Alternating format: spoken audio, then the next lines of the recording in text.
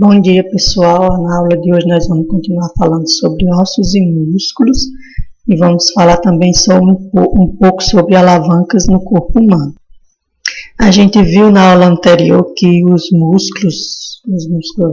músculos esqueléticos, eles são responsáveis por movimentar o nosso corpo juntamente com os ossos, não é isso? Aí vem a pergunta: como os músculos movimentam os nossos ossos? Bom, os nossos músculos eles estão conectados ao nosso esqueleto em pelo menos duas partes. Estão conectados a esse esqueleto pelas suas extremidades, que são chamadas de tendões, certo? Então, nossos músculos eles estão conectados ao nosso esqueleto em pelo menos duas partes por suas extremidades chamadas de tendões.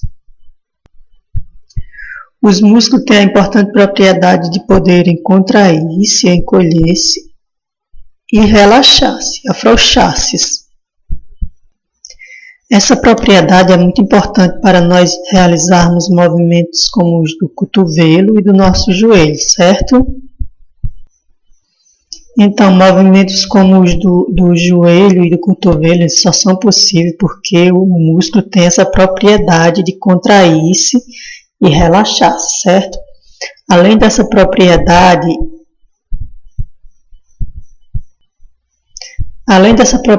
de contrair-se e relaxar-se também, é importante, esses movimentos só são realizados porque esses músculos, eles trabalham de forma antagônica, certo? Quando um contrai, o outro relaxa, certo? Quando um contrai, o outro relaxa. Então, essas duas propriedades, a propriedade de contrair-se e a propriedade de serem antagônicos, proporcionam o movimento de partes como o nosso cotovelo e o nosso joelho. Então, aqui nessa imagem nós temos o bíceps braquial, certo? Contraído, puxando a cana do braço. Enquanto isso, o tríceps braquial está relaxado, ou seja, como eu já falei, eles trabalham de forma antagônica. Quando esse está contraído, esse está relaxado. Quando esse está contraído, esse está relaxado, certo? Nós dizemos que o bíceps braquial ele é um músculo flexor, porque ele flexiona a cana do braço. Ou seja, quando ele se contrai, ele tem a capacidade de puxar a cana do braço, certo? E nós dizemos que o tríceps braquial ele é um músculo extensor, porque ele tem a capacidade de estender a cana do braço. Quando ele se contrai, ele estende a cana do braço. Ou seja, os músculos eles têm a capacidade de puxar os ossos, mas não têm a capacidade de empurrá-los de volta ao local.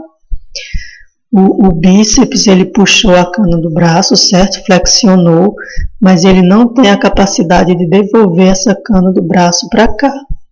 Ela só vai voltar para aqui quando o tríceps se contrair, certo? Então, fica claro que o músculo ele tem a capacidade de puxar os ossos, mas não tem a capacidade de empurrá-los, certo? Agora vamos falar um pouquinho sobre alavancas no corpo humano. As alavancas são máquinas simples que facilitam a realização de tarefas. Em muitas articulações móveis, os ossos ou o conjunto de ossos atuam como se fossem alavancas. Então, nós temos três tipos de alavanca. Vamos para essa imagem aqui. Aqui nós temos essa alavanca. O que nós temos que ter? Nós temos que ter uma força de resistência, certo? Que é representada pela essa esfera. Nós temos que ter um ponto fixo. Nós temos que ter um braço de força. E nós temos que ter uma força potente, certo? Então, nós dizemos que essa alavanca é interfixa, certo? Porque o ponto fixo dela está no meio, está entre a força resistente e a força potente, ok? Então, a força resistente ela vai oferecer uma resistência, certo? E a força potente vai ser a força aplicada para tentar vencer essa resistência, certo? Apoiada nesse ponto fixo. Se nós trouxermos esse exemplo para o corpo humano, nós vamos ter que o nosso pescoço é o ponto fixo, o ponto de apoio. A nossa cabeça é a força resistente e a nossa força potente é a força aplicada no músculo do pescoço para levantar a cabeça, certo? Aqui nós temos uma alavanca interresistente, porque a resistência está no meio, certo? Então nós temos nosso ponto fixo aqui, o nosso ponto de apoio. Nós temos a nossa resistência, certo? E nós temos a nossa força potente, que é a força que vai ser aplicada para vencer a resistência, certo? Nós dizemos que essa é a alavanca interresistente, ok? Se nós trouxermos esse exemplo para o corpo humano, nós temos aqui, se apoiando na ponta do pé, certo?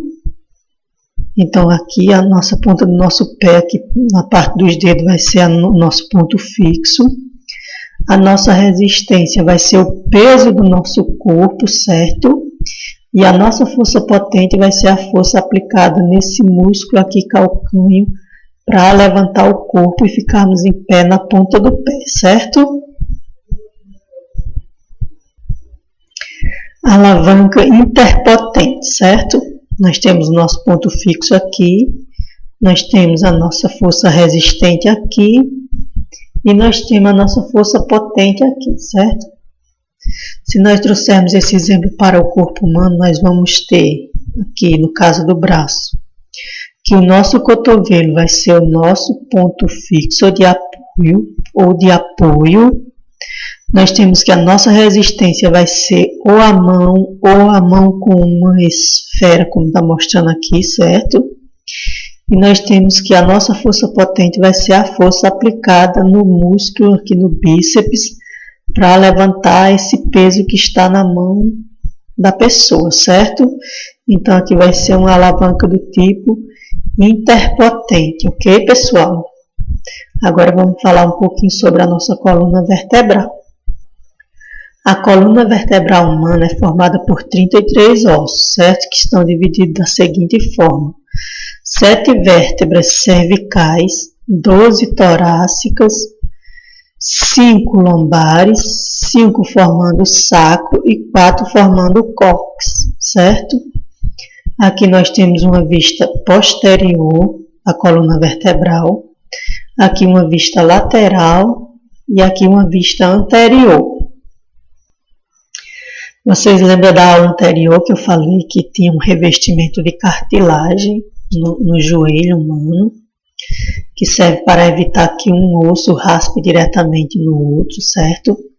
Então aqui na coluna vertebral nós vamos ter o mesmo caso, nós vamos ter os discos de cartilagem, certo? Aqui, ó, essa partezinha mais escura, certo? Então, esses discos de cartilagem, eles ficam entre uma vértebra e outra e impede que uma raspe diretamente na outra, certo? Evitando o desgaste do osso e evitando muita dor também, certo?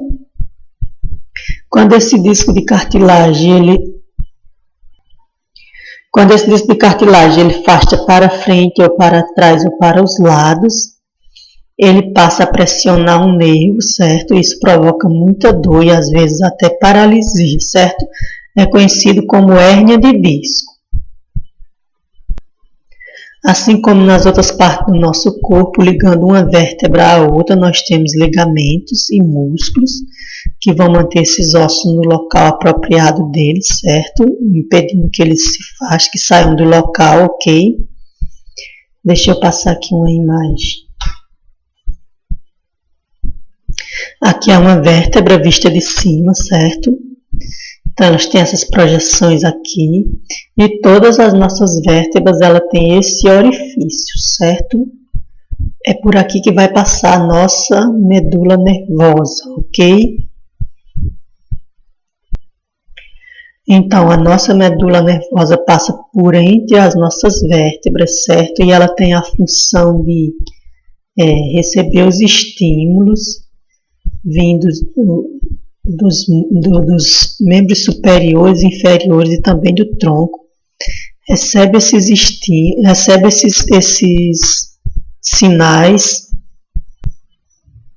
recebe informações dos membros superiores e inferiores e também do tronco, encaminha essas informações até o cérebro, certo? O cérebro processa e manda uma resposta de volta através da medula nervosa até os membros superiores, inferiores e o tronco.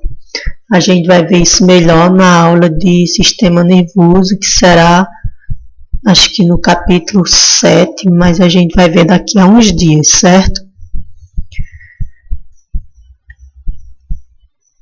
Aqui só mais uma vez mostrando, né, a vértebra, aqui uma vista anterior, uma vista de lado, certo?